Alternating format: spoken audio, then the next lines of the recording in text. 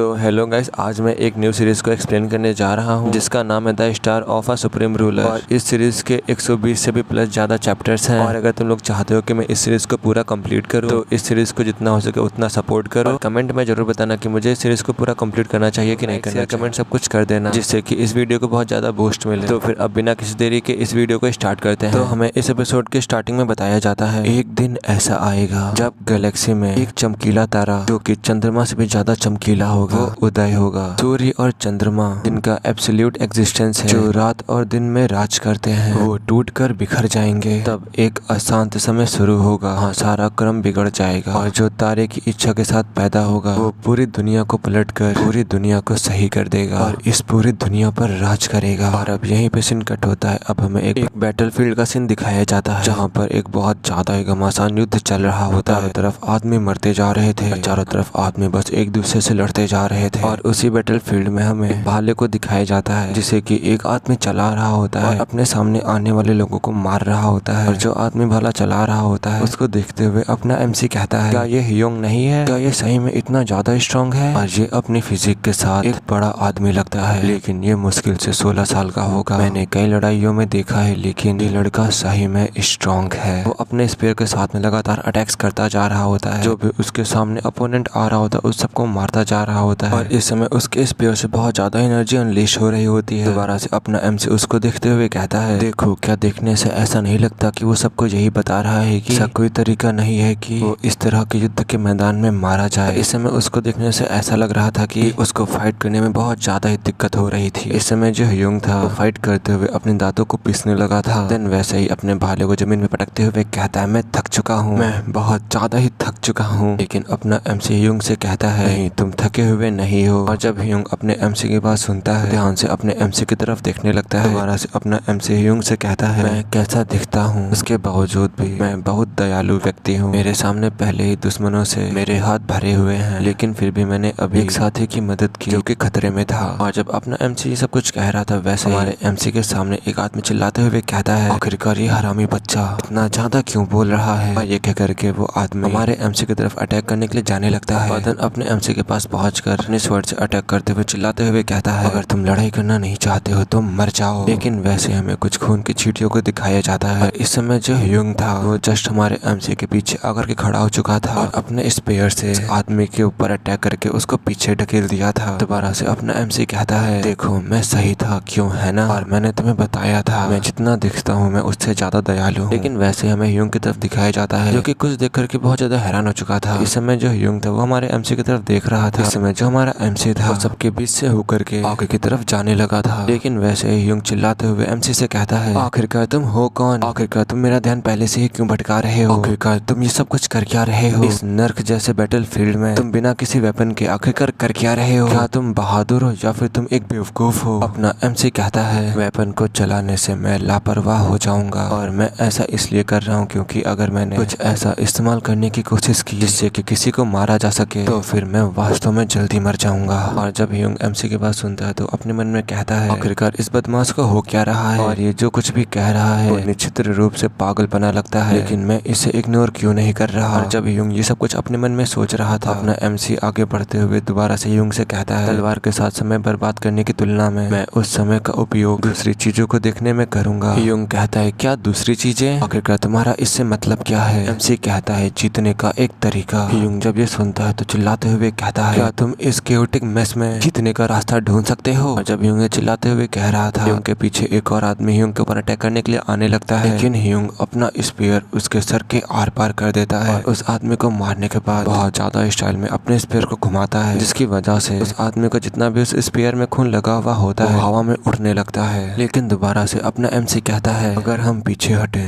तो हम जीत सकते हैं। ह्योंग अपने मन में कहता है, क्या पीछे हटना? देन ये सोचने के बाद ह्योंग चिल्लाते हुए कहता है, क्या हमें बलि का बकरा बनाया गया? जब हमारा एमसी ह्योंग की ये बात सुनता है तो वैसे ही रुक करके पीछे ह्योंग की तरफ देखने लगता है और ह्योंग से कहता है, दोबारा से ह्योंग अपने एमसी से कहता है, तुम सही में अमेजिंग हो, शानदार हो। अपना एमसी भी ह्योंग से कहता है, तुम भी वास्तव में शानदार हो। और जिस समय मैंने कहा कि हमें पीछे हटना चाहिए तुमने उसी समय पता लगा लिया कि हमें बलि का बकरा बनाया जा रहा है। ह्योंग हंसते हुए कहता है, नहीं, मैं तो एक बेवकूफ हूँ और मैं वही नहीं देख पाया मुझे जो देखना चाहिए था क्योंकि मैं लड़ाई में बिजी था। और ये कह करके दोनों लोग एक तरफ देखने लगते हैं। एमसी ह्यूंग से कहता है अब तुम कहाँ जा रहे हो। ह्यूंग कहता है कमांड बैरक्स के पास। अब जब मुझे जीतने का तरीका पता चल गया है तो अब मुझे जनरल को रिपोर्ट करना चाहिए। एमसी कहता है शायद तुम्हारे लिए यही बेहतर होगा कि तुम वहाँ ना जाओ। क्या तुम सोच सकते हो जनरल जैसे हाई रैंकिंग ऑफिशियल्स, जनरल जैसे हाई रैंकिंग जैसे लोग, क्या वो हम जैसे जवान सिपाहियों की बात सुनेंगे, जवान नौकरों की बात सुनेंगे। ह्यूंग हंसते हुए कहता है हाँ इससे कोई फर्क नहीं पड़ता क्योंकि मैं तो बस वही कर रहा हूँ जो मुझे करना चाहिए। और ये कहकर के बहुत ज्यादा स्पीड में ह्यूंग वहाँ से जाने लगता है। और जब अपना एमसी उसको वहाँ से जाता हुआ देखता है वैसे उसको देखते हुए कहता है बेवकूफ। और इस समय जो अपना एमसी था वो यहाँ पर अकेले बचा हुआ था और बस ऊपर उस चमकते हुए सितारे की तरफ देख रहा था जो कि बहुत ज्यादा ही तेजी से चमक रहा था। और अब यहीं पे सीन कट होता है। अब हमें जनरल का सीन दिखाया जाता है। इस समय जनरल गुस्से में दांत पीसते हुए कहता है क्या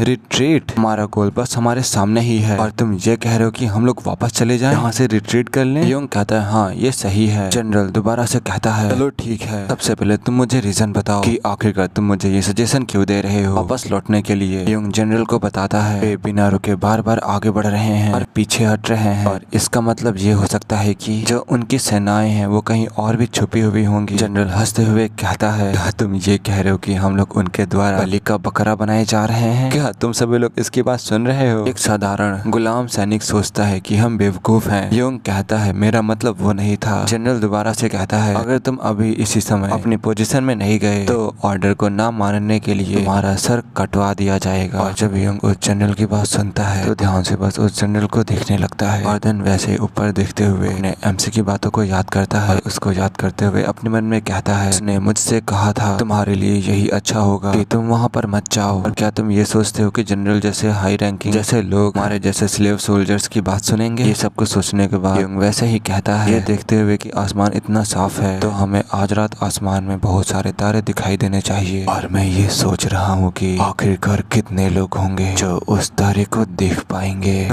इस समय ह्यूंग ने अपने स्पेयर को बहुत टाइटली पकड़ लिया था और बस वो इस समय नीचे की तरफ ध्यान से देख रहा था और दोबारा से हंसते हुए कहता है तो यहाँ जाना है। और ये करके अपने सामने की तरफ भागने लगता है। और अब यहीं पे सीन कट होता है। अब हमें दोबारा से उसी बैटलफील्ड का सीन दिखाया जाता है जहाँ पर इस समय बस लाश ही लाश चारों तरफ पड़ी होती है, चारों तरफ बस खून ही खून फैला हुआ था। देन वैसे में कुछ मरे हुए आदमियों को दिखाया जाता है। देन उन्हीं मरे हुए आदमियों के बीच से अपना एमसी अचानक से उनके नीचे से आ जाता है और बहुत जोरों जोरों से सांस लेने लगता है। इस समय अपना एमसी उन सब के ऊपर आ चुका था और उन सब से ऊपर आने के बाद आराम से अपने चूतर के बल बैठ जाता है और जोरों जोरों से सांस लेने लगता है। और इस समय अपना एमसी उन सब के बीच, उन सभी मरी हुई लाशों के बीच बस अकेले ही बैठा हुआ था और वहाँ बैठ करके अपने मन में कहता है कोई भी नहीं है और इस अंधेरे को चीरती हुई केवल लाल रंग की चमकीली बारिश है, तो अब मुझे क्या करना चाहिए। वैसे ही एक साइड कुछ मूवमेंट होता है। अपना एमसी एक साइड कुछ नोटिस करता है, उसी साइड में देखने लगता है और देखते हुए कहता है आखिरकार वो क्या है। वैसे ही अपने एमसी को एक हाथ दिखाई देता है कि इसमें मूव करते हुए ऊपर आ चुका होता है, जिसे कि अपना एमसी भी नोटिस कर लेता है और वो कोई और नहीं बल्कि ह्यूंग होता है, जिसे कि अपना एमसी भी ध्यान से देख रहा होता है। इस समय ह्यूंग को उन लाशों के बीच से होकर के निकलने में बहुत ज्यादा ही मुश्किल का सामना करना पड़ रहा होता है और उसको निकलते हुए अपना एमसी भी देख रहा होता है। ह्यूंग भी ऊपर आने के बाद एमसी से कहता है कितनी राहत की बात है कि तुम भी जिंदा हो, मुझे तुमसे दोबारा से मिलकर काफी अच्छा लगा। और जब अपना एमसी उसकी बात सुनता है तो वैसे ऊपर की तरफ देखने लगता है लाल चमकीले तारे की तरफ। इस समय वो तारा बहुत ज्यादा तेजी से चमक रहा होता है। जब अपना एमसी उस तारे को देख रहा था वैसे ही ह्यूंग कहता है क्या तुम्हें पता है कि जो वो आसमान में लाल तारा चमक रहा है कि वो एक सुप्रीम रूलर स्टार है। और लोग ये भी कहते हैं कि जो बच्चा उस तारे की एनर्जी के साथ पैदा होता है उसका सुप्रीम रूलर बनना तय है। और मेरे ख्याल से इसका मतलब यह है कि जो दुनिया होगी वो उलट जाएगी। लेकिन दुर्भाग्य से इस तारे को प्रकट हुए पूरे 12 साल हो चुके हैं। ये तारा 12 साल से ऐसे ही दिखाई दे रहा है। जब अपना एमसी उसकी बात सुनता है ह्यूंग से कहता है ये दुर्भाग्यपूर्ण क्यों है, आखिरकार ये अनफॉर्चुनेट कैसे हो सकता है। हल्के से स्माइल करते हुए कहता है क्योंकि मैं उस तारे के अपीयर होने से 3 साल पहले ही पैदा हो चुका था। अपना एमसी कहता है अच्छा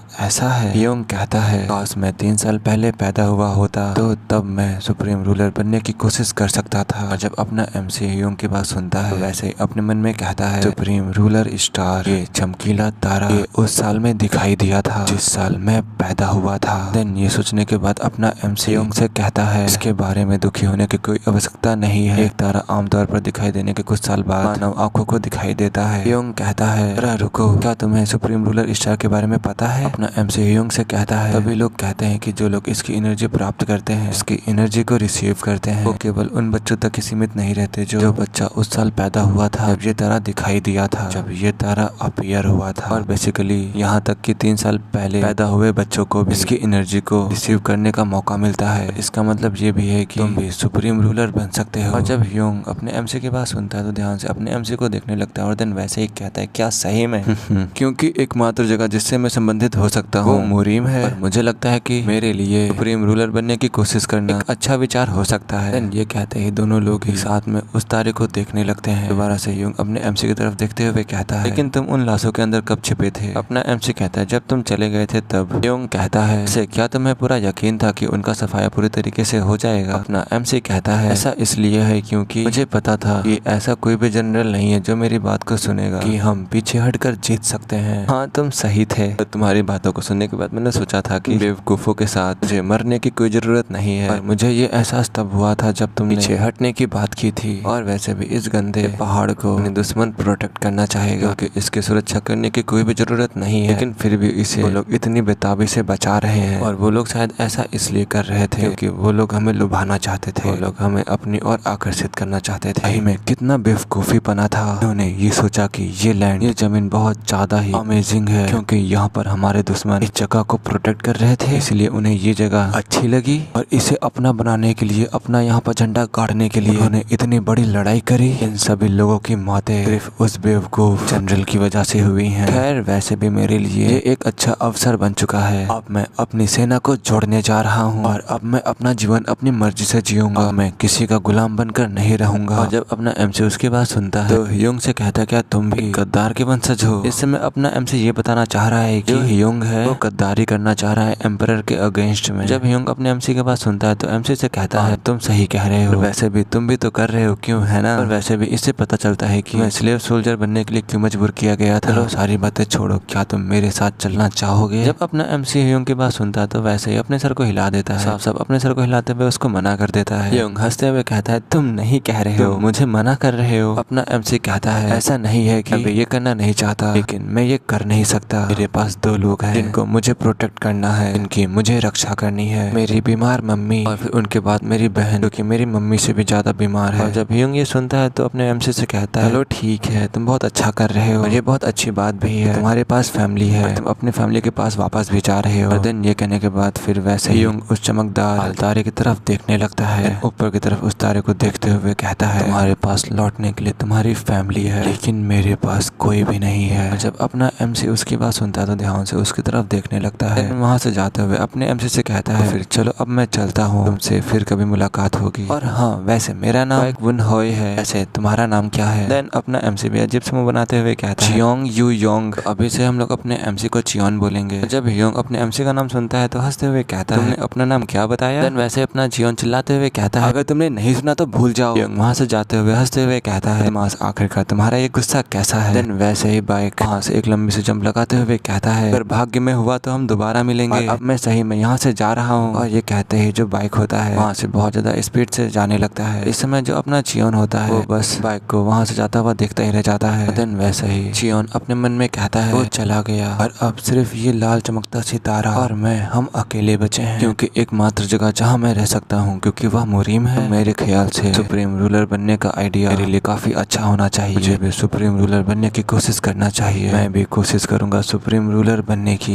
सुप्रीम रूलर। और मुझे इससे कुछ भी फर्क नहीं पड़ता कि तुम सुप्रीम रूलर बनते हो कि नहीं या कुछ और बनते हो, मुझे उससे कुछ भी फर्क नहीं पड़ता। और अब इसी के साथ यहीं पे सीन कट होता है, इसी के कपड़ों को दिखाया जाता है। इस समय इन कपड़ों से बहुत ज्यादा ही ऑरा निकल रहा होता है। देन हमें वैसे किसी के बालों को भी दिखाया जाता है। अब वैसे हमें वहाँ पर 2 लोगों को दिखाया जाता है क्योंकि इस समय दूर खड़े होकर के बस अपने एमसी को ही देख रहे होते हैं। इस समय इन दोनों के शरीर से बहुत ज्यादा ही एनर्जी अनलीस्ट हो रही होती है। वैसे ही अपने एमसी को देखते हुए सफेद कपड़ों वाला आदमी कहता है, दोनों में से सुप्रीम रूलर का स्टार कौन है? वैसे ही रेड हेयर वाली लेडी कहती है, वैसे तुम्हें क्या लगता है इनमें से कौन हो सकता है? व्हाइट कपड़ों वाला आदमी कहता है, भाग्य के खिलाफ लड़ने वाला सुप्रीम रूलर नहीं बन सकता? लेडी कहती है, हाँ तुम सही कह रहे हो, भाग्य का मतलब ये होता है कि तुम अपने डिसीजन के हिसाब से भाग्य के शेप को चेंज कर सकते हो, फिर उसे पकड़ भी सकते हो। और जो लोग इंतजार करते हैं उनके पास कुछ नहीं होता, और जो आगे बढ़ेगा, जो हर एक चीज को तोड़ करके आगे बढ़ेगा, वो इंसान सुप्रीम रूलर का स्टार बन सकता है। अब यहीं पे सीन कट होता है और अब ऐसे ही 11 साल बीत चुके होते हैं। और इन 11 सालों में जो मुरीम अलायंस थी जिसमें सैकड़ों ऑर्थोडॉक्स सेक्ट शामिल थे, वो एक महान शक्ति के कब्जे में आ गया और डिमोनिक कल्ट के आसपास घूमने वाली सभी सीमांत ताकतें, सभी frontier forces dark heaven group के साथ जुड़ गईं। और कुछ ही समय बाद जो सेंट्रल प्लेन मुरिन था जिसका सेंटर मुरिम अलायंस था और फ्रंटियर मुरिम जिसका सेंटर डार्क हेवन ग्रुप था, इन दोनों ने ही रूल करने के लिए एक दूसरे की ओर बढ़ना शुरू कर दिया। अब यहीं पे सीन कट होता है। अब हमें एक जंगल का सीन दिखाया जाता है और वहीं पर कुछ लोग झंडे लेकर के आगे बढ़ रहे होते हैं और ये शायद कोई स्क्वाड ग्रुप होता है जो कि इस जंगल से होते हुए आगे बढ़ रहा होता है। इस समय यहाँ पर बहुत सारे सामान से भरी हुई गाड़ियां घोड़ों के साथ में आगे बढ़ रही होती हैं। वहीं पर हमारा एमसी भी होता है जो कि कह रहा होता है, क्या तुम पागल हो चुके हो, हम लोग ऐसा बिल्कुल नहीं कर सकते। देन वहाँ पर एक आदमी कहता है, क्या ये वही रास्कल चियोन नहीं है, क्या ये दोबारा से आ गया, ये नीच कुली कमीना फिर से बदतमीजी करने लगा और हंगामा खड़ा कर रहा है। दोबारा से मोटे के पीछे वाला आदमी कहता है, क्या तुम्हारी मरने की इच्छा है, तुम्हारी हिम्मत कैसे हुई स्क्वाड लीडर को पागल कहने की। अपना चियोन चिल्लाते हुए उनसे कहता है, मैं माउंट आसो के पास से रूट नहीं लेना चाहिए, अगर हम लोग ये वाला रास्ता लेंगे हमें 3 दिन एक्स्ट्रा लग जाएंगे। स्क्वाड लीडर के पीछे वाला आदमी कहता है, तो उन्होंने बताया था, उन्होंने हमें अपनी जेब से 3 दिन का वर्थ दिया था, क्या उन्होंने ऐसा नहीं कहा था, क्या ये सुनने के बाद भी तुम अभी भी कंप्लेंट कर रहे हो। अपना चियोन दोबारा से कहता है, किसी भी तरह से हमें वो रास्ता नहीं अपनाना चाहिए। दोबारा से वही आदमी चिल्लाते हुए कहता है, बेवकूफ हरामी कहीं के, क्या तुम्हें पता है कि माउंट एसो के पास द एसो स्ट्रॉन्ग होल्ड है और जो हमारा ग्रुप है बहुत ज्यादा विशियस ग्रुप है 18 ग्रीन फॉरेस्ट स्ट्रॉन्ग होल्ड्स में से, इसीलिए हमारा ये रूट लेना एक सही डिसीजन है। ना चियोन अजीब समय बनाते हुए कहता है, हाँ शायद तुम इस फैक्ट का आनंद ले रहे होगी, आप यात्रा के पैसे का गबन कर रहे होंगे। मतलब कि यहाँ पर अपना एमसी ये बता रहा है कि जो पैसेज मनी होता है मनी बैंडिट्स को दिया जाता है, पैसा ये लोग खुद रख रहे हैं, उन्होंने वो पैसा बैंडिट को नहीं दिया है, इसलिए ये लोग ये रास्ता अपना रहे हैं। दोबारा से वही आदमी चिल्लाते हुए कहता है, आखिरकार तुम ये कह क्या रहे हो। चियोंग दोबारा से कहता है, बर्ड्स अपने खाने की वजह से मरती हैं और इंसान लालच की वजह से। दोबारा से वही आदमी अपने एमसी के ऊपर चिल्लाते हुए कहता है, क्या तुम अब दिखावा कर रहे हो क्योंकि तुम थोड़े बहुत पढ़े लिखे हो। ना एमसी दूसरी साइड सर करते हुए कहता है, हाँ हर किसी की जिंदगी और मौत इस डिसीजन के आधार में लटकी हुई है। बैंडिट दोबारा से चिल्लाते हुए कहता है, और हम लोगों ने भी डिसीजन लिया है कि हम लोग इसी रूट से जाएंगे, इसकी वजह से हम सभी लोग सरवाइव कर सके, जिंदा रह सके। चियोंग दोबारा से कहता है, नहीं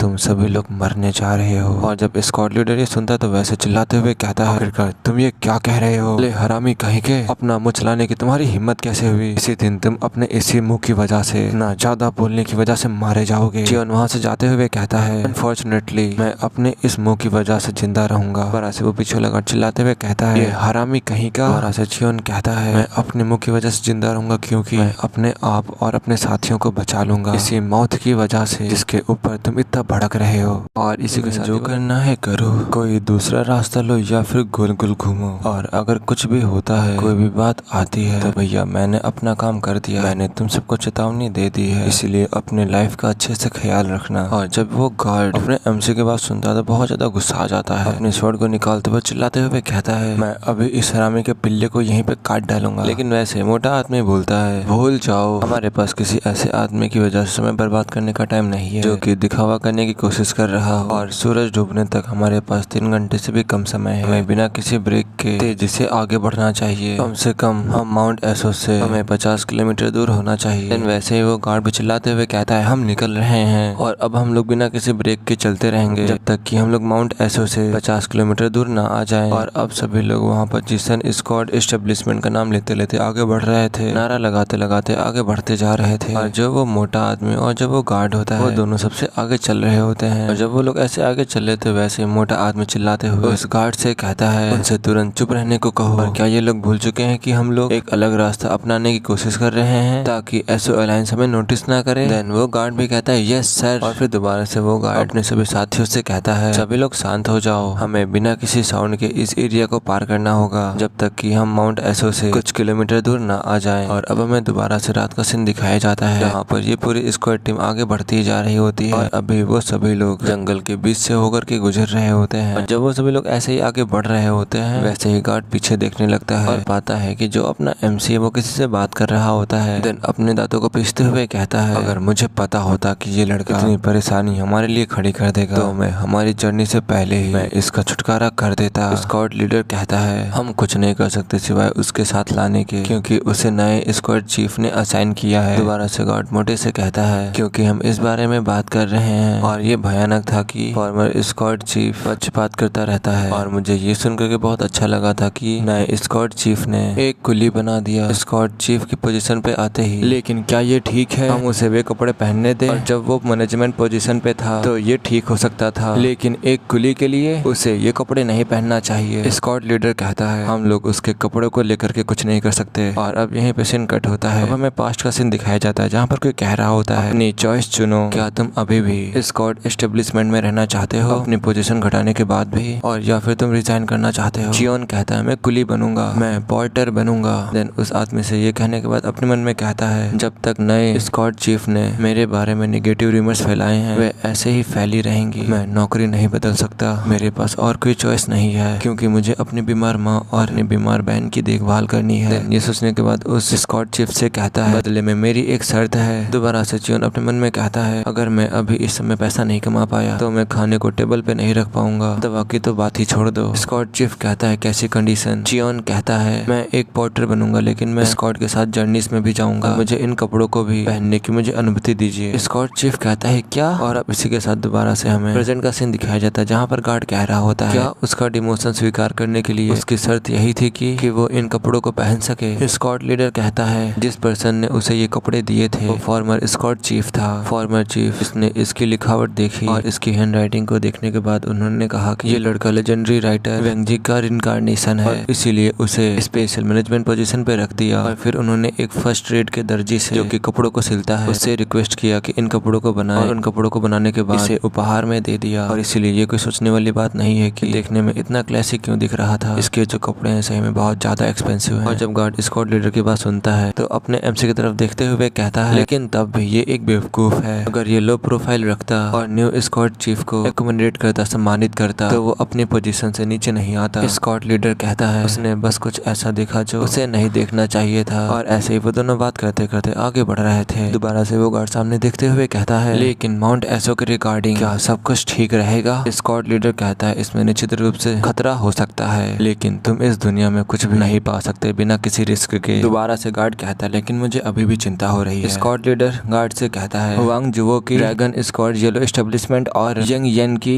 यंग स्क्वाड एस्टेब्लिशमेंट दोनों ने ही अभी जल्द ही अपनी जर्नी को माउंट एसो से पार किया है, अपनी पूरी जर्नी को कंप्लीट किया है। गार्ड कहता है आधिकारिक तौर पर वे माउंट एसो से आगे निकल गए लेकिन सच्चाई यह है कि उन्होंने भी एक दूसरा रास्ता लिया था। स्क्वाड लीडर कहता है हाँ तुमने सही कहा लेकिन इम्पोर्टेंट क्या है? फैक्ट तो यह है कि एसो अलायंस उन लोगों का पीछा नहीं करता है जो अपनी टेरिटरी के बाहर दूसरा रास्ता लेते हैं। और अब दोबारा से हमें जियोन का सीन दिखाया जाता है जो कि कह रहा होता है इसीलिए ये खतरनाक है क्योंकि यहाँ पहले से ही दूसरे ग्रुप्स होते हैं जो कि सेम रास्ता ही लेते हैं। जियोन के पास वाला लड़का कहता है मुझे नहीं समझ में आया। जियोन दोबारा से कहता है मैंने स्क्वाड लीडर के द्वारा अभी अभी कही गई बातों को सुना लेकिन अल्टरनेट रूट लेने वाले सभी स्क्वाड एस्टेब्लिशमेंट आगे निकलने में सक्षम थे, सभी आगे निकल गए। वही लड़का दोबारा से जियोन से कहता है अगर वो लोग सेफली निकल गए तो हम लोग भी तो जा सकते हैं ना। जियोन अपना दोबारा से कहता है अगर माउंट एसो के बैंडिट्स के नजरिए से सोचें पहले से ही 2 ग्रुप्स हैं जिन्होंने अल्टरनेट रूट को लिया जिसकी वजह से वो लोग पैसेज फीस को अवॉइड कर सके और अगर उन्हें इसके बारे में पता चला होगा तो वो बहुत ज्यादा ही फ्यूरियस होंगे। और अगर कोई तीसरा ग्रुप दोबारा से ये सब कुछ करने की कोशिश करे तो फिर तुम क्या करोगे? देन अपने जियोन के बगल वाला लड़का चिल्लाते हुए कहता है ऑफ कोर्स मैं उन्हें कम्प्लीटली मसल डालूंगा। लेकिन फिर वैसे उसे कुछ रियलाइज होता है। दोबारा से कहता है क्या हम सभी लोग पूरी तरीके से मसलने वाले हैं? क्या हमें वो लोग पूरी तरीके से खत्म कर देंगे? देन ये सब कुछ कह करके अपना सा नीचे करके बस वो लोग आगे बढ़े जा रहे होते हैं। दोबारा से जियोन कहता है मुझे इस चीज के बारे में कुछ अच्छा नहीं लग रहा है। जियोन का साथी कहता है प्लीज ऐसा अशुभ ना बोलो। जियोन कहता है तुम इसके बारे में ज्यादा मत सोचो, मैं बस अपने आप से ही बात कर रहा हूँ। जियोन का साथी पसीने के साथ अपने मन में कहता है आखिरकार ये कैसे ही कह सकता है कि मैं ज्यादा ना सोचूं, मुझे इतना डराने के बाद ये ऐसा कैसे ही कह सकता है। दोबारा से हमें स्क्वाड लीडर का सीन दिखाया जाता है जो कि कहता है बस एक और घंटा फिर हम लोग इस जगह से निकल जाएंगे, इसीलिए सभी लोग धीरज रखें। देन वैसे में गार्ड को दिखाया जाता है जो कि पीछे की तरफ देखने लगता है अपने जियोन की तरफ, फिर वैसे जियोन को देखते हुए अपने दांतों को पीसने लगता है। जियोन से अपने मुंह को मोड़ लेता है गुस्से में, लेकिन इस समय जियोन ने कुछ भी नहीं बोला था, वो बस ध्यान से उस गार्ड को देख रहा था। लेकिन वैसे जियोन का साथी कहता है मुझे ऐसा लगता है कि तुम स्क्वाड मैनेजर की नसों में चढ़ चुके हो। जियोन कहता है इससे कुछ भी फर्क नहीं पड़ता, मैं उन्हें ब्लेम नहीं कर सकता जिसकी वजह से वो लोग मुझे नहीं समझ पाए। दोबारा से वही लड़का कहता है हियोंग वैसे तुम क्या क्या कर सकते हो? हियोंग कहता है मुझे नहीं पता, अब से हम अपने हीरो को हियोंग कहेंगे ना। हियोंग कहता है मुझे नहीं पता कि मैं कितना कैपेबल हूँ और ऐसा इसलिए है क्योंकि मैंने पहले कभी अपनी लिमिट्स का एक्सपीरियंस नहीं किया। देन ये कहने के बाद अपने मन में सामने देखते हुए कहता है और क्या मुझे कभी अपनी उन लिमिट्स को महसूस करने का मौका मिलेगा? देन ये कहने के बाद हियोंग अपने उस दोस्त की बात याद करता है जिससे कि वो पहले भी मिल चुका है उस घमासान युद्ध में। और देन वैसे ही हंसते हुए अपने मन में कहता है आखिरकार सडनली मैं उसको क्यों याद करने लगा, और क्या ये ऐसा इसलिए हो रहा है क्योंकि वो वो सुप्रीम रूलर स्टार 11 सालों से अभी भी वहीं पर है और क्या वो अभी भी सुप्रीम रूलर बनने का सपना देख रहा है। हमें दोबारा से लीडर का सीन दिखाया जाता है जो कि कहता है, क्या मैंने तुम्हें बताया कि मैं इस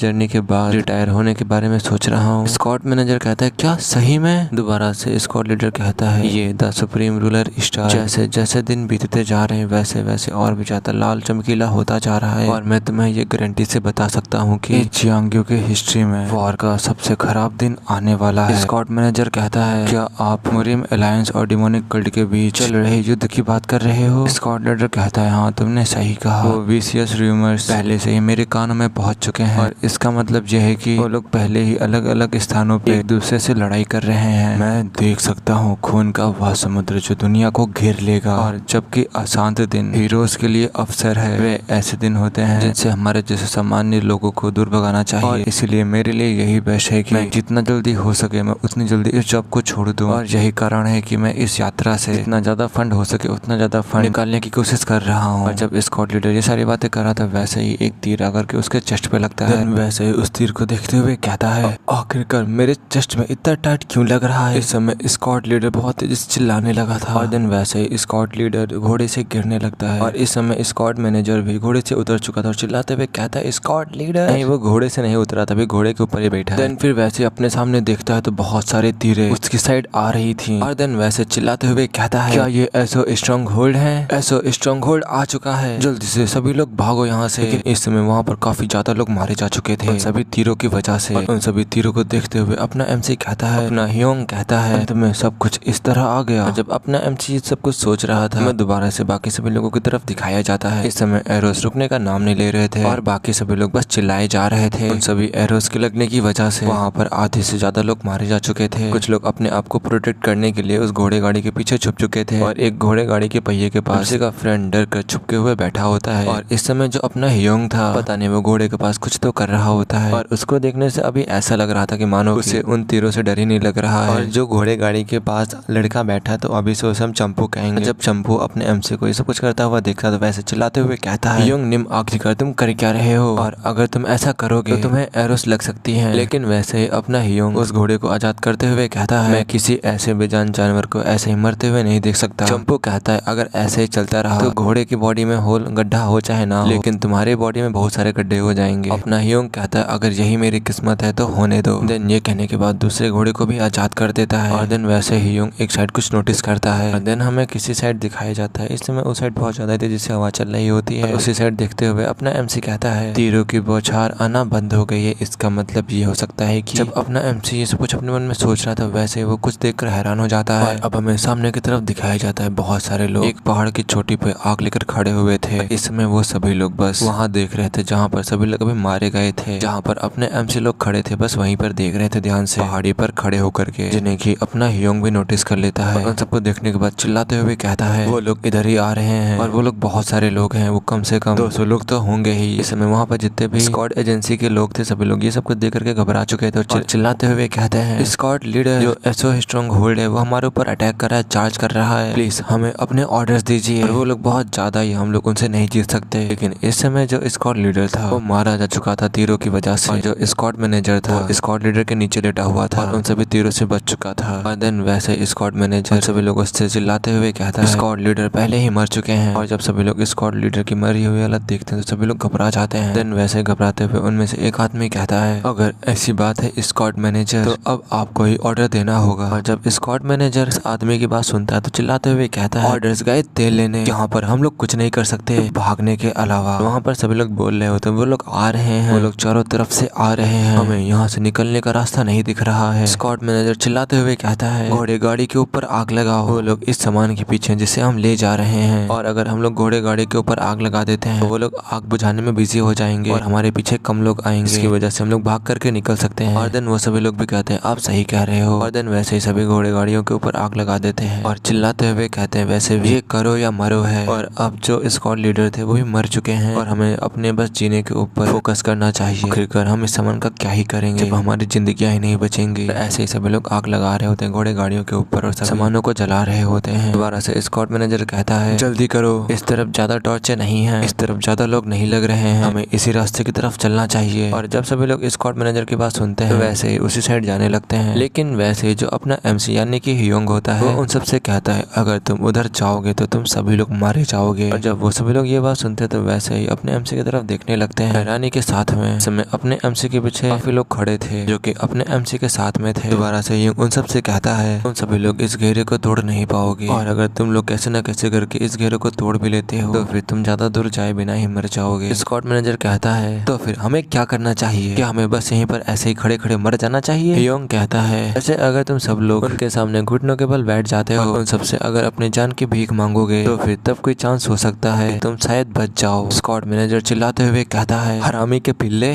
तू अभी थोड़ा सा भी सीरियस है यहाँ पे? ऐसा बिल्कुल नहीं हो सकता कि वो हमें छोड़ दे। ऐसा स्ट्रॉन्गहोल्ड अभी बहुत ज्यादा गुस्से में लग रहा है और वो हमें बिल्कुल भी नहीं छोड़ने वाले, बिल्कुल भी नहीं बख्शने वाले। ह्योंग कहता है अगर तुम चाहते हो तो तुम जा सकते हो, मैं और मेरे साथ जितने भी कुली हैं यानी कि पॉटर्स हैं हम सभी लोग यहीं पर रुकेंगे और अपनी जान के लिए भीख मांगेंगे। लेकिन वैसे ही एक पॉटर अपने MC से कहता है सुनो हमें भी भागना चाहिए। ह्योंग कहता है तुम लोग वैसे भी उनसे लड़ नहीं पाओगे। लेकिन इस समय जो स्क्वाड मैनेजर की टीम थी, स्क्वाड मैनेजर के साथ जितने भी लोग थे वो सभी लोग से जाने लगे थे और चिल्लाते हुए जाते हुए कहते हैं ठीक है कोई बात नहीं, हम अलग हो गए, जो तुम चाहते हो वो कर सकते हो, चाहे यहाँ पर रुको और चाहे भाग जाओ। और इस समय जो अपना ह्योंग था वो बस उन सबको यहाँ से जाता हुआ देख रहा था और उन सबको ध्यान से जाते हुए देखते हुए अपने मन में कहता है मुझे जो कहना था वो मैं कह चुका और ये लोग वही लोग हैं जिन्होंने मेरी बातों पर ध्यान नहीं दिया। और देन ये सब कुछ अपने मन में सोचने के बाद वहाँ पर जितने भी बचे हुए लोग होते हैं उनसे कहता है ये आग बुझाने में मदद करें, खासकर नंबर 3 घोड़ा गाड़ी को बुझाओ, हमें कैसे न कैसे करके उससे आग बुझानी होगी। वो सभी लोग कहते हैं क्या वही तीसरी घोड़ा गाड़ी जिसमें सबसे ज्यादा वैल्यूएबल चीजें हैं, सबसे ज्यादा एक्सपेंसिव चीजें रखी हुई हैं। ह्योंग नेम हमें आखिरकार आग को क्यों बुझाना चाहिए? और जिसने आग लगाई थी वो स्क्वाड मैनेजर था, वही यहाँ से आग लगा करके भागा है। अपना ह्योंग उन सबसे कहता है ऐसो स्ट्रॉन्गहोल्ड यहाँ पर इसलिए आया है क्योंकि उन्हें ये सामान चाहिए और वो लोग यहाँ पर इसलिए आए हैं क्योंकि वो लोग हमें यहाँ पर पनिश करना चाहते हैं और अगर वो लोग इस सामान को ऐसे जलता हुआ देखेंगे तो फिर वो लोग और भी ज्यादा तब तक गुस्से में आ जाएंगे। देन जो अपना चंपू होता है वो भागते हुए उन सबसे कहता है तो फिर ठीक है जैसा कि ह्योंग ने कहा वैसे ही सभी लोग करो। जल्दी करो, नंबर 5 घोड़ा गाड़ी में सभी बकेट्स हैं। और देन वैसे ही सभी लोग नंबर 5 घोड़ा गाड़ी से बकेट्स को निकालने लगते हैं और फिर उन बकेट्स की हेल्प की वजह से सभी घोड़ा गाड़ियों को बुझाने लगते हैं। इस समय अपना ह्योंग भी यही काम कर रहा था, वो भी घोड़ा गाड़ी पे लगी हुई आग को बुझा रहा था। देन वैसे ही अपना ह्योंग किसी चीज को नोटिस करता है और एक साइड देखने लगता है। इस समय वो चंपू और बूढ़ा आदमी भी कुछ देख करके हैरान हो चुका था। इस समय उन सबके सामने ऐसो स्ट्रॉन्गहोल्ड आ चुका था और सभी लोग बस इन्हीं की तरफ बढ़ रहे थे। इस समय वो सभी लोग बस ध्यान से इन्हीं घोड़ा गाड़ियों की तरफ देखते हुए बस आगे बढ़ते ही जा रहे थे। वैसे ही हमें उनके बीच में खड़े हुए एक आदमी को दिखाया जाता है जो कि इस समय बस ध्यान से अपने MC को ही देख रहा था, यानी कि अपने ह्योंग को ही देख रहा था। और इस समय जो अपना ह्योंग था वो भी बस इस आदमी को ही ध्यान से देखे जा रहा था। और इस समय वो सभी लोग ह्योंग लोगों के सामने आ चुके होते हैं और उनके सामने आकर के खड़े हो चुके होते हैं और ह्योंग लोगों ने अभी घोड़े गाड़ी पे जितनी लगी हुई आग थी उनको भी बुझा दिया था। देन वैसे इस स्ट्रॉन्गहोल्ड में से एक आदमी अपने MC लोगों की तरफ देखते हुए कहता है तुम सभी लोग अभी यहाँ पर कर क्या रहे हो? अपना ह्योंग उससे कहता है जैसा कि आप देख सकते हो हमने यहाँ पर लगी हुई आग को बुझाया है। देन दोबारा से वही ब्राउन कपड़े वाला आदमी कहता है जिन्होंने इसको आग लगाई वो लोग भाग गए और जिन लोगों ने इसे बुझाया वो लोग यहीं पर हैं। अच्छा सही में ये कितना इंटरेस्टिंग है कि तुम लोगों ने 2 ग्रुप्स में स्प्लिट कर लिया और वैसे जो लोग भागे हैं वो जल्द ही मारे जाएंगे। लेकिन ऐसा बिल्कुल नहीं है कि तुम लोग आग बुझाने की वजह से बच जाओगे। अपना ह्योंग ब्राउन मैन से कहता है नहीं हम लोग सरवाइव करेंगे। और जब ब्राउन मैन सुनता है तो वैसे ही कहता है हा आखिरकार कैसे तुम लोग सरवाइव करोगे, हम तुम लोगों को मार देंगे। अपना ह्योंग उनसे कहता है हम लोग कुछ ऐसा करेंगे कि आप हमें छोड़ देंगे। ब्राउन मैन कहता है हम लोग तुम्हें किस वजह से छोड़ेंगे? अपना ह्योंग उनसे कहता है आप लोग हमें इसलिए छोड़ोगे क्योंकि हमारे पास 4 रीजंस हैं। और अब यहीं पे सीन कट होता है। अब हमें बैंडिट्स के बारे में बताया जाता है। इस पूरे वर्ल्ड में बहुत सारे बैंडिट्स स्ट्रॉन्गहोल्ड हैं लेकिन उनमें से सबसे ताकतवर बैंडिट स्ट्रॉन्गहोल्ड सिर्फ 18 हैं और उन 18 बैंडिट्स स्ट्रॉन्गहोल्ड्स को ग्रीन फॉरेस्ट स्ट्रॉन्गहोल्ड्स भी कहते हैं। और जो स्ट्रॉन्गहोल्ड चीफ होता है वो इन एरियाज के चार्ज में होता है जिसे कि द 18 ग्रीन फॉरेस्ट चीफ भी कहते हैं। और 18 ग्रीन फॉरेस्ट स्ट्रॉन्गहोल्ड में से एक जगह ऐसी भी है जो बहुत ज्यादा विशियस और खतरनाक है, बाकी 17 जगहों को जोड़ा जाए तब भी उससे भी ज्यादा खतरनाक है। और वो जगह ऐसी जगह है जहाँ पर रूल करता है वांग ह्योल चैंग और वो प्लेस से द एसओ स्ट्रॉन्ग होल्ड। और अब हमें द एसओ स्ट्रॉन्ग होल्ड का सीन दिखाया जाता है, जहाँ पर बहुत सारे लोग आग के पास बैठे होते हैं और सभी लोग अपनी अपनी आग के पास अपना अपना खाना पका रहे होते हैं। और वहीं पर एक जगह आग के पास जो हमारे एमसी लोग होते हैं, हमारे एमसी के जितने साथी लोग होते हैं, उन सबको बांध करके एक जगह बैठाया हुआ था। और इस समय अपना हियोंग सामने देखते हुए अपने मन में कहता है क्या द एसओ स्ट्रॉन्ग होल्ड का चीफ वांग है, सॉरी ग्वांग हियोल चैंग है। और जैसा कि रूमर्स में बताया गया, अगर वो उतना ही खतरनाक उतना ही विशियस है तो फिर हम सभी लोग यहाँ पर मारे जाएंगे। मैं ये सोच रहा हूँ कि क्या मैं उससे संपर्क कर पाऊंगा। और जब अपना हियोंग ये सब कुछ सोच रहा था, वैसे कुछ चिल्लाते हुए कहता है एसओ स्ट्रॉन्ग होल्ड चीफ यहाँ पर आ चुके हैं, जो चीफ है वो वापस आ चुके हैं। और अब हमें एक दरवाजे के पास एक बहुत बड़े फिगर को दिखाया जाता है, जिसे देखकर अपना एमसी भी हैरान हो चुका था। और अब हमें एसओ स्ट्रॉन्ग होल्ड चीफ को दिखाया जाता है, जो कि देखने में बहुत ज्यादा भयानक लग रहा होता है। और अपने पीठ के पीछे 3-3 भाले टांगे हुए था और बस अंदर की तरफ आए जा रहा था। और उस एसओ स्ट्रॉन्ग होल्ड चीफ को देखते हुए अपना हियोंग कहता है अपने मन में, हमारे पास बचने की जो थोड़ी सी उम्मीद है वो इसके पास्ट पर निर्भर करती है। और इस ग्वांग हियोल चोंग ने मिलिट्री में नीचे से शुरुआत की थी और फिर ऐसे ही एकदम से क्लाइम कर गया, जंप कर गया, और फिर ये लीडर बन गया 500 लोगों का 500 मैन लीडर। लेकिन रैंक को क्लाइम करते समय ये उसकी लिमिट थी, और क्योंकि ये किसी रिप्यूटेड फैमिली से बिलोंग नहीं करता था और ना ही तो इसका बैकग्राउंड पावरफुल था, इसीलिए वो और भी ज्यादा रैंक पर नहीं चढ़ पाया। और जैसे जैसे ये मिलिट्री प्रोसीजर्स के बारे में बहुत सनसाई होता गया तो इसने उसे पीछे छोड़ दिया और फिर कई सेवरल एस्टेब्लिशमेंट्स में काम किया, सेवरल स्क्वाड एस्टेब्लिशमेंट्स में काम किया। लेकिन इनमें से किसी भी स्थान ने लोगों की योग्यता को धोखा देकर आगे बढ़ने से ज्यादा महत्व नहीं दिया। और इसी तरह इसने लास्ट में जो जगह चुनी वो था डेन ऑफ बैंडिट्स, बैंडिट्स का अड्डा, एक ऐसी जगह जहाँ तुम टॉप पर चढ़ सकते हो अगर तुम काफी मजबूत हो तो। और ये एक ऐसी जगह है जहाँ पर कोई भी धोखाधड़ी नहीं होती है, कोई भी चीटिंग नहीं होती है। एंड मेरे और उस व्यक्ति के बीच हमारा जीवन इस बात पर निर्भर करेगा कि कौन ज्यादा स्ट्रॉन्गर है, कि कौन ज्यादा अधिक शक्तिशाली है। लेकिन मैं इस बात को लेकर श्योर नहीं हूँ कि क्या अभी भी ग्वांग हियोल चेंग में अभी भी क्या वो शिष्टा बची है जो इसके युवा अवस्था में न्याय और अन्याय के प्रति इसके गुस्से, इसके क्रोध को दर्शाती थी। जब हियोंग ये सब कुछ सोच रहा था, वैसे ही brown man so strong hold के लीडर से कहता है आपके कपड़ों पर बहुत सारा खून लगा है, क्या आप घायल हो? ग्वांग कहता है क्या तुम्हें लगता है कि ऐसा हो सकता है? कुछ स्क्वाड वॉरियर की देखभाल करने में इतनी ज्यादा भी मेहनत नहीं लगती। ब्राउन मैन दोबारा से लीडर से कहता है वो कुछ लोग नहीं थे बल्कि 10 लोग थे, और प्लीज अगली बार आप जब भी ऐसे जाएं तो अपने साथ कुछ सब ऑर्डिनेट्स को जरूर लेकर जाएं। लेकिन आप इसके सर को अपने साथ क्यों लेकर आए हो? जैसे ब्राउन मैन ने ये कहा था, वैसे ग्वांग अपने हथियारों को जमीन पर फेंक देता है, पटक देता है। और देन वैसे ही लीडर यानी कि ग्वांग ब्राउन मैन से कहता है फिर ये लोग कौन है? ब्राउन मैन कहता है ये लोग पोर्टर्स हैं। और जब ग्वांग पोर्टर शब्द सुनता है तो उसकी आंखें गुस्से में लाल हो जाती हैं, बहुत ज्यादा गुस्से से भर जाती हैं। और देन वैसे ही स्क्वाड मैनेजर का सर जमीन पर पटक देता है, और इस समय जो वो सर था वो जस्ट एकदम अपने हियोंग के सामने जाकर के गिरा हुआ था, जिससे कि सभी लोग वहाँ पर ध्यान से देखने लगे थे। और इस समय जो अपना हियोंग था वो तो बस ध्यान से इस सर को बस देखे ही जा रहा था। दोबारा से बैंडिट का लीडर कहता है यानी कि ग्वांग कहता है इस सर को एक खंभे पर लटका दो और उस खंभे को पहाड़ के आने जाने वाले रास्ते पर चिपका दो, जहाँ से पहाड़ों का एंट्रेंस है वहाँ पर चिपका दो, वहाँ पर उस खंभे को गाड़ दो। ब्राउन मैन हल्का सा घबराते हुए कहता है मुझे ऐसे लगता है कि आप इसे एक एग्जाम्पल के रूप में दे रहे हैं कि आइंदा कोई भी ऐसी ट्रिक्स ना करे, कोई भी ऐसी ट्रिक्स हमारे साथ ना खेले। ग्वांग कहता है ये मेरा इंटेंट था, ये मेरा गुस्सा था, और ऐसा फील होता है जैसा कि मैंने कुछ भी नहीं किया, क्योंकि अभी भी मेरे पास यहाँ पर बहुत सारे चेहरे जिन्हें काटना है, वहाँ पर बहुत ज्यादा परेशान करने वाले चेहरे नहीं थे, इसीलिए मुझे इसे चुनने में बहुत ज्यादा टाइम लगाना पड़ा। लेकिन आखिरकार ये सभी लोग यहाँ पर क्यों हैं? और मुझे यकीन है कि मैंने ये कहा था कि इन्होंने भी हमारा अपमान किया है, उन सबको मार दो और उनमें से किसी एक को भी जिंदा मत छोड़ना। तो आखिरकार ये सभी लोग जिंदा क्या कर रहे हैं? ब्राउन मैन बैंडिट लीडर से कहता है जो ये लड़का है ये कह रहा है कि इन्हें छोड़ दिया जाना चाहिए और इन्हें जिंदा जाने देना चाहिए, और इसने ये भी कहा है कि इसके पास 4 रीजंस हैं सरवाइव करने के लिए। मुझे ये बहुत ज्यादा ही दिलचस्प लग रहा था, तो इसलिए मैं इन्हें यहाँ पर वापस ले आया, क्योंकि मुझे लगा कि आप इसे शायद सुनना चाहें। बैंडिट लीडर यानी कि ग्वांग कहता है क्या सही में? व्हाट एन इंटरेस्टिंग फेलो, कितना ये दिलचस्प आदमी है। ब्राउन मैन दोबारा से कहता है, ब्राउन मैन कहता है और क्यों है ना, आपको भी पता है कि मैं लोगों से कितनी जल्दी प्रभावित हो जाता हूँ, और ये लोग कुछ लवली बास्टर्ड थे और मैं इनसे कन्विंस हो गया और इसीलिए मैं इन्हें यहाँ पर ले आया। बैंडिट का लीडर कहता है हाँ इसके लिए धन्यवाद, तुम कभी कदार कुछ अच्छी सलाह भी दे देते हो। और देन वैसे ही अपनी आंखों को खोलते हुए ध्यान से अपने हियोंग लोगों की तरफ देखते हुए चिल्लाते हुए कहता है जल्दी बोलो ऐसे कौन से 4 रीजन थे जिसकी वजह से हम तुम्हें छोड़ देंगे, और अगर तुम्हारे इस बुलशिट मुंह से एक सिंगल वर्ड भी बुलशिट निकला तो मैं तुरंत ही तुम्हारे मुंह को फाड़ दूंगा।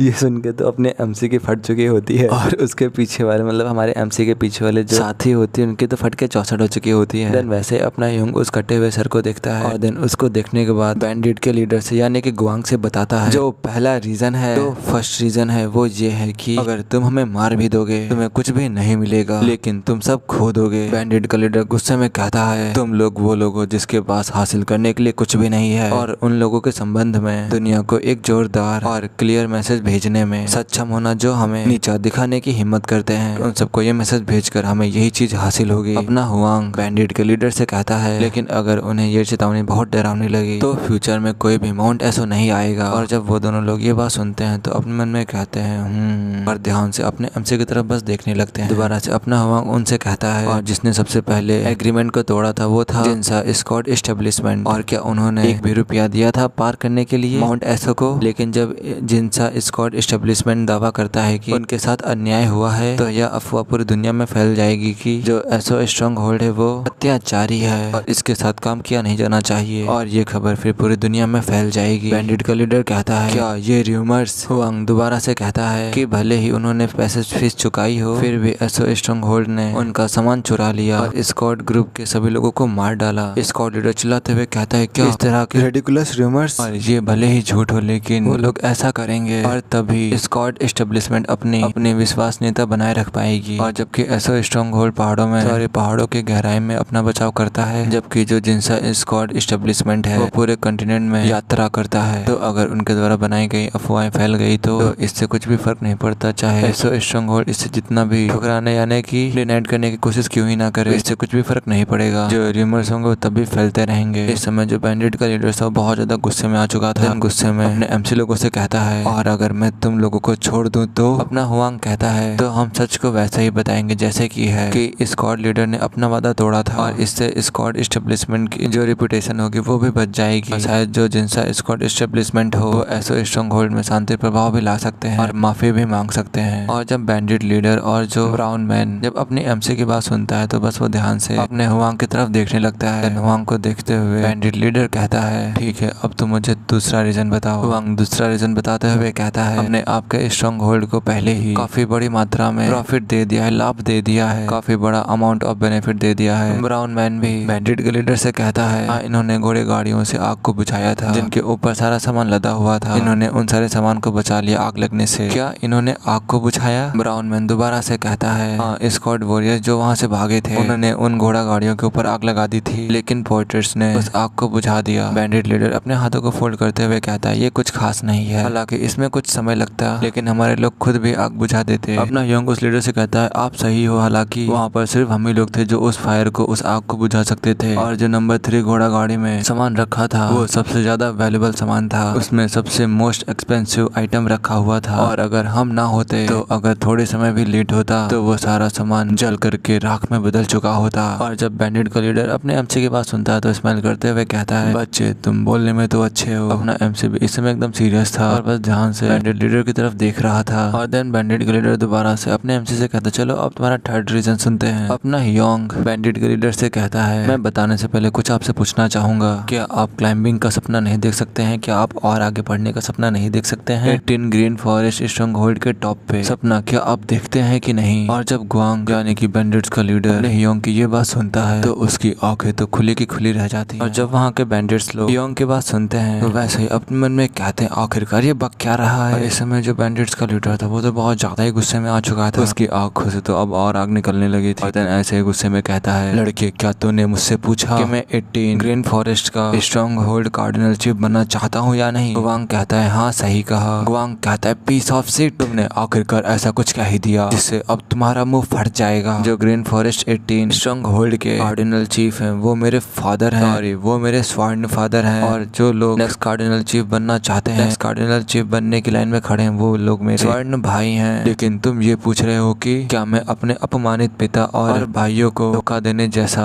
गंदी चीज का सपना देखूं? ह्योंग कहता है मैं सोच रहा हूँ कि माउंट एसो की बाहरी हवा कैसी लगती होगी। बैंडिट लीडर कहता है क्या तुम मुझे इस सिचुएशन में अपने साथ बाहर लाने लेकर जाना चाहते हो, मेरे साथ वॉक पे जाना चाहते हो? ब्राउन मैन भी कहता है प्लीज आपको इसके साथ एक बार राउंड पे जाना चाहिए, सही में आज की जो हवा है सही में कुछ ज्यादा ही रिफ्रेशिंग है। इस समय जो बैंडिट लीडर था वो बहुत ज्यादा एनर्जी को अनलीश कर रहा था और अपनी एनर्जी को अनलीश करते हुए ह्योंग से कहता है ऑलराइट चलो चलते हैं। और क्योंकि पोल पर सिर को दूसरे के सर से से बदला जा सकता है, तो जो भी कहना सोच समझ के कहना। इस समय जो अपना योंग था वो भी बस ध्यान से ग्वांग को बस ध्यान से देखे ही जा रहा था। और अब यहीं पे सीन कट होता है और अब हमें बताया जाता है 30 साल पहले इसी दिन एक आदमी हेवनली डीमन की गुफा में गया, जहाँ हेवनली डीमन डिमोनिक कल्ट का अनराइवल्ड हीरो था। उसके पास जो कुछ था वो सब वहीं पर छोड़ गया था और कई मार्शल मास्टर्स ने हेवनली डीमन की मार्शल आर्ट प्राप्त करने के लिए 500 से भी अधिक वर्षों से उस गुफा तक पहुंचने का चैलेंज लिया था, लेकिन उनमें से कोई भी सक्सीड नहीं हो पाया, एक भी सक्सेस नहीं हो पाया। कोई भी हेवनली डीमन की मार्शल आर्ट तक नहीं पहुंच पाया और उन्हें जो मिला था वो थी मौत। लेकिन आज एक आदमी ने फाइनली 500 साल पुराने एक लेजेंड को तोड़ दिया और ये इंसान वो था जो डिमोनिक कल्ट लीडर के साथ ट्रेवल करता था मुरीम के बॉर्डर्स को। ये वो डिमोनिक चैंपियन है जो महान कारनामों को पूरा करने के लिए जाना जाता है, जिसने डार्क हेवन ट्रूप को मजबूत करने में मदद की। The heavenly demon saver bike वुनहू। और अब इसी के साथ यहीं पे सीन कट होता है और अब हमें दोबारा से बैंडिट लीडर का सीन दिखाया जाता है जो कि अपने एमसी के साथ बाहर जा रहा होता है और बैंडिट्स लोग कह रहे होते हैं कि ऐसा लगता है कि बॉस उस लड़के के बहकावे में आ चुके हैं और मुझे ऐसा लगता है कि सबसे ज्यादा तो तुम बहकावे में आए हो। जब ये बात ब्राउन मैन सुनता है तो वैसे ही कहता है जो इस लड़के के सुपीरियर्स थे वो आग लगा करके भाग गए, लेकिन ये लड़का वहीं रुका और उसने आग को बुझाया और इसी फैक्ट की वजह से ये साफ है कि ये कोई एवरेज बंदा नहीं है। और मुझे नहीं पता कि ये अपने टैलेंट को एक पोर्ट्रे के रूप में क्यों वेस्ट कर रहा है, लेकिन इसका सर निश्चित रूप से खंबे पर लटकाना एकदम ही बेकार होगा। और देन ये कहने के बाद ब्राउन मैन अपने मन में कहता है अब तक मैंने जिस क्षमता की बात की है, जिस पोटेंशियल की बात की है, शायद ये इसकी वास्तविक क्षमता का छोटा सा हिस्सा हो सकता है, इसकी असली पोटेंशियल का छोटा सा हिस्सा हो सकता है। इस लड़के में इतना पोटेंशियल हो सकता है कि इतना कि शायद मैं सोच भी नहीं सकता। और इस समय जो अपना हियोंग और जो बैंडिट लीडर थे वो लोग एक साथ खड़े हुए थे और सामने के नजारे की ओर देख करके एक दूसरे से बात कर रहे थे। वैसे में बैंडिट लीडर को दिखाया जाता है जो कि अपने एमसी से कहता है मैं तुम्हें छोड़ दूंगा, जो पहले 2 रीजंस थे वही इनफ थे तुम्हारी जिंदगी को छोड़ने के लिए। हियोंग बैंडिट के लीडर से कहता है इसके बावजूद भी ये जरूरी था कि मैं तुमको तीसरा रीजन भी बताऊं। बैंडिट लीडर कहता है अगर तुम ऐसे ही लगातार बड़बड़ाते रहोगे तो सचमुच तुम्हारा सर खंबे में लटक सकता है, क्योंकि तुम्हारे शब्द के आधार पर अगर ऐसा होता है तो तुम्हें कोई प्रॉब्लम नहीं होनी चाहिए, क्यों है ना। हियोंग बैंडिट लीडर से कहता है अगर यही मेरी किस्मत है तो मेरे पास और कोई चॉइस नहीं है। बैंडिट लीडर कहता है जो तुम कह रहे हो क्या तुम उसके लिए जिम्मेदार हो, लेकिन तुम ये सारी ऐसी बातें करके अपनी जिंदगी को ही जान में डाल रहे हो, अपनी जिंदगी को ही जोखिम में डाल रहे हो। हियोंग बैंडिट लीडर से कहता है क्योंकि मैं देख चुका हूँ। बैंडिट लीडर कहता है तुमने क्या देखा, तुम्हारा इससे मतलब क्या है। हियोंग कहता है तुम्हारी आंखें बोलती हैं, तुम्हारी आंखें मुझे बताती हैं कि तुम्हारे दिल की गहराई में तुम हाई प्लेसेस में उड़ना चाहते हो, तुम और आगे बढ़ना चाहते हो और ऊंचा उड़ना चाहते हो। बैंडिट लीडर अपनी एनर्जी को अनलीश करते हुए कहता है इससे कोई फर्क नहीं पड़ता कि तुमने इन आंखों को देखा है, अगर तुम कुछ भी स्ट्रेंज चीज बोलने की कोशिश करोगे तो मैं ये जरूर श्योर करूंगा कि तुम्हारा जो सर होगा वो तुम्हारे शरीर से अलग हो जाएगा। तो अब बताओ तीसरा रीजन क्या था। हियोंग कहता है मेरी एक कंडीशन। तीसरा रीजन बताने से पहले बैंडिट लीडर कहता है क्या एक कंडीशन। मैं प्रॉमिस नहीं कर सकता कि मैं उस कंडीशन को फुलफिल करूंगा, कि मैं तुम्हारी उस कंडीशन को पूरा करूंगा, और अगर तुम मेरे कहने के बावजूद भी जारी रखने वाले हो तो इसे तुम जारी रख सकते हो। हियोंग कहता है अगर हम इस तरह वापस गए तो हमें जिनसा एस्कॉर्ट एस्टेब्लिश एजेंसी से बाहर निकाल दिया जाएगा। जब तक हमारे पास जिंदगी है हमारे लिए गुजारा करना मुश्किल हो जाएगा, और क्योंकि कोई भी एस्कॉर्ट एस्टेब्लिशमेंट ऐसे पोर्टर्स को काम पर नहीं रखना चाहेगा जो अपने जीवन के बदले में बिना किसी रेजिस्टेंस के सामान छोड़ दे, सामान वापस कर दे। बैंडिट लीडर कहता है तो तुम अपनी जान के साथ साथ कुछ सामान को भी अपने साथ ले जाना चाहते हो। हियोंग कहता है अगर हम लोग ऐसा नहीं करेंगे तो हम लोग बिल्कुल भी आगे नहीं जी पाएंगे, और इसके बाद फिर हम लोग और भी ज्यादा मिसरेबल लाइफ से गुजरेंगे, और भी ज्यादा दयनीय जीवन का सामना करना पड़ेगा। और अगर मैंने जो कहा है आपके लिए थोड़ा सा भी यूजफुल है तो मुझे आशा है कि आप हमें स्क्वाड मैनेजर और स्क्वाड वॉरियर की लाश से वापस ले जाने की अनुमति देंगे, और मुझे यकीन है कि उनकी फैमिली जरूर सराहना करेंगे, जरूर तारीफ करेंगे, चाहे भले ही ये मर चुके हैं तब भी। बैंडिट लीडर भी कहता है अगर तुम अपने साथियों की लाशें वापस लेकर जाओगे तो फिर जो स्क्वाड एस्टेब्लिशमेंट होगा वो तुम्हें बाहर नहीं निकालेगा। हियोंग बैंडिट के लीडर से कहता है हाँ आपने सही कहा। बैंडिट लीडर हियोंग की तरफ देखते हुए कहता है क्या तुम्हें सुप्रीम रूलर के स्टार के बारे में पता है, और क्या तुम ये बात जानते हो कि बहुत सारे लोग ये प्रार्थना करते हैं कि वो लोग द सुप्रीम रूलर स्टार बन जाए। और वैसे तुम इसके बारे में क्या सोचते हो, क्या तुम भी सुप्रीम रूलर स्टार बनने की सोचते हो, क्या तुम भी सुप्रीम रूलर का स्टार बनना चाहते हो। अब यहीं पे सीन कट होता है। अब हमें एक दूसरी जगह का सीन दिखाया जाता है जहाँ पर अपना हियोंग अपने मन में कह रहा होता है क्या तुम भी सुप्रीम रूलर स्टार बनना चाहते हो। ये वो था जो ग्वांग योलचन ने मुझसे पूछा था, लेकिन मैंने उसे कुछ भी जवाब नहीं दिया। नहीं, ऐसा भी कहा जा सकता है कि अभी उसका जवाब देने में बिल्कुल ही कैपेबल नहीं था, क्योंकि ऐसा सोचना उन लोगों के लिए विलासिता लग्जरी है जिनके पास पास कुछ भी नहीं है और अपनी किस्मत खुद बनाने की कोशिश करने की बात तो छोड़ ही दो।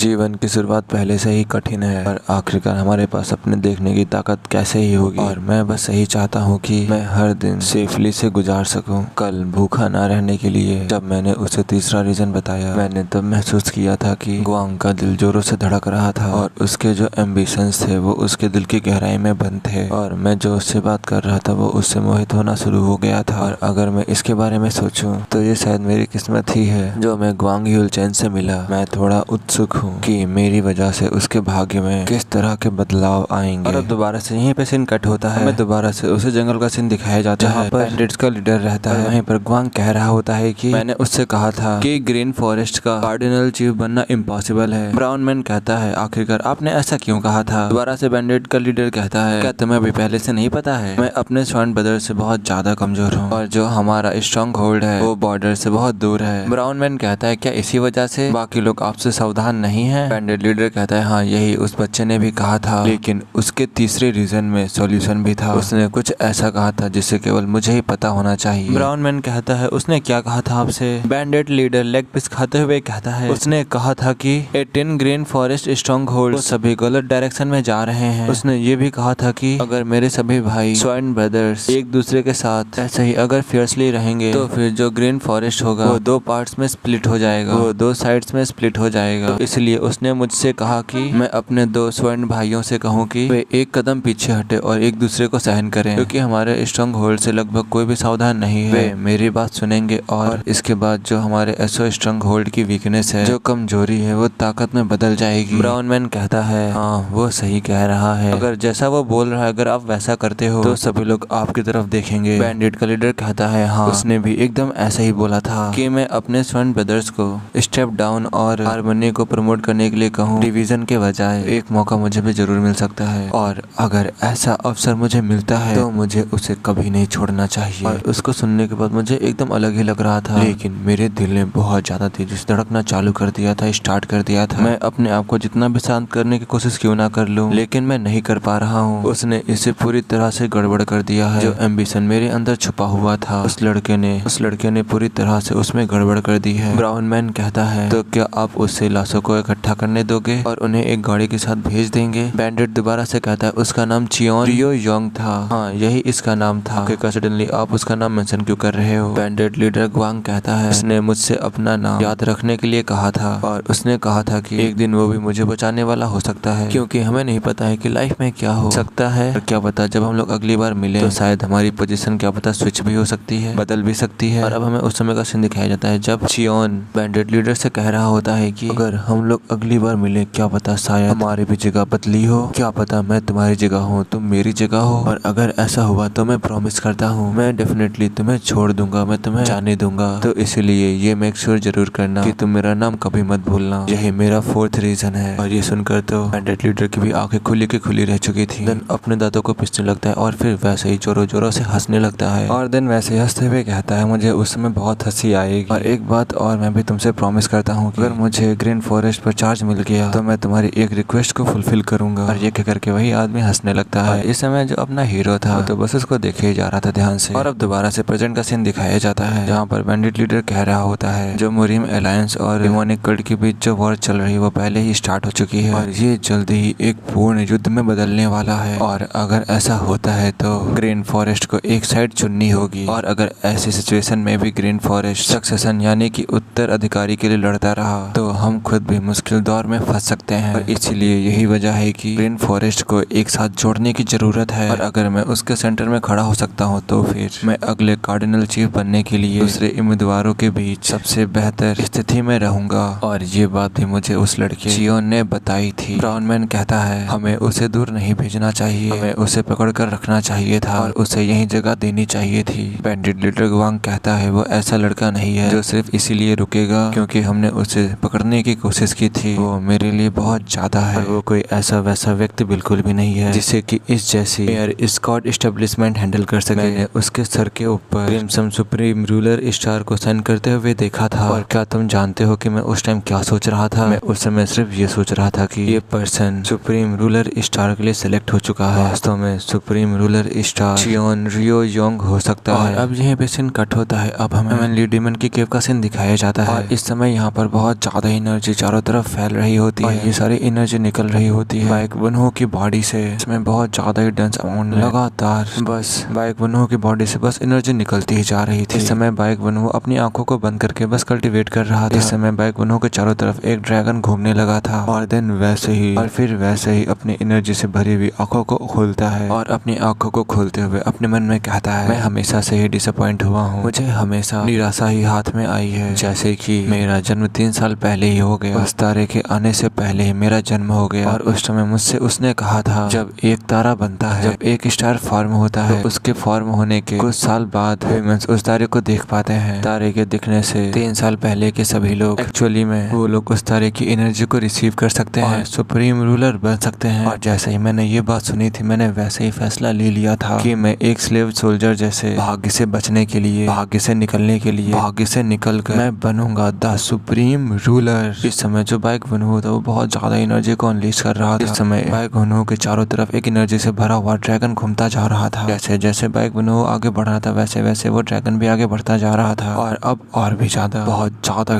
डेंस अमाउंट में एनर्जी निकलने लगी थी। और इस एनर्जी को देखने से ऐसा लग रहा था कि मानो कि ये डिमोनिक एनर्जी हो, मानो कि ये किसी डेविल की एनर्जी हो। इस समय इस एनर्जी को अनलीश करते हुए जो बाइक वनहो था वो बस हंसता जा रहा था और देन वैसे ही कहता है 3 साल हो गए, हाँ क्या तुम ठीक हो गए? और जब से मैंने हेवनली डीमन की गुफा में ट्रेनिंग करना शुरू किया है तब से मैं तुम्हें एक दिन के लिए भी नहीं भूला हूँ। और मुझे यकीन हो गया है कि जो ये सुप्रीम रूलर स्टार है ये मेरे ही भले के लिए है, तो इसीलिए और किसी के पास जाने का सपना बिल्कुल भी मत देखना मेरे अलावा। और जो भी मेरा हक छीनने की कोशिश करेगा मुझसे तो मैं उसे बिल्कुल भी माफ नहीं करूंगा। और जब बाइक वनहो एक पेड़ पर खड़ा होकर के उस तारे को देख करके सारी बात कह रहा था वैसे ही कुछ चिल्लाते हुए कहता है, कैप्टन क्या आपने उसे ऑब्टेन कर लिया? क्या आप उसे पा गए? बाइक वनहो भी कहता है, हाँ मैंने इसे पूरी तरीके से अपना बना लिया। जो भी हेवनली डीमन ने अपने पीछे छोड़ा था मैंने सब कुछ अपना बना लिया। वैसे तैयारी कैसी चल रही है? कोई आदमी वहाँ पर चिल्लाते हुए कहता है, सब कुछ तैयार है, सभी लोग बस आपके आने का इंतजार कर रहे हैं। बाइक वनहो कहता है गुड, दैट्स ग्रेट, अच्छा बहुत अच्छा। और देन वैसे भागते हुए कहता है, तो क्या हम इसे बनाना शुरू कर दें, डिमोनिक कल्ट का एरा। ये कह करके बाइक वनहो वहाँ से उड़ जाता है और इसी के साथ ये वाला एपिसोड भी यहीं पे खत्म होता है। तो गाइस इस वीडियो को बनाने में बहुत ज्यादा मेहनत लगी, मैं पूरी रात नहीं सोया हूँ इस वीडियो को बनाने के चक्कर में। तो मैं बस ये कहना चाहता हूँ कि यार जितना हो सके उतना इस सीरीज को सपोर्ट करो, जितना हो सके उतना लाइक शेयर कमेंट सब्सक्राइब सब कुछ कर डालो, जो हो सकता है वो करो, लेकिन ये वीडियो जानी चाहिए। वीडियो कम से कम 50,000 व्यूज तक तो जानी चाहिए। यार जितना हो सके उतना तुम लोग इस वीडियो को शेयर कर देना, कमेंट भर भर कर देना। और इस सीरीज को कंप्लीट करने की जिम्मेदारी मेरी है। हर दूसरे या तीसरे दिन इस सीरीज की आधे घंटे की वीडियो अपलोड हो जाएगी, क्योंकि यार एक यही सीरीज तो है नहीं जिसे मुझे कंप्लीट करना है, साथ में लेकर चलना है। मेरे पास 2 और भी सीरीज हैं जिनको मुझे साथ में लेकर चलना है। तो आई होप तुम सभी लोग समझोगे, जितना हो सके उतना इस सीरीज को सपोर्ट करो। तो अब मिलते हैं इसके नेक्स्ट एपिसोड में, तब तक के लिए बाय बाय।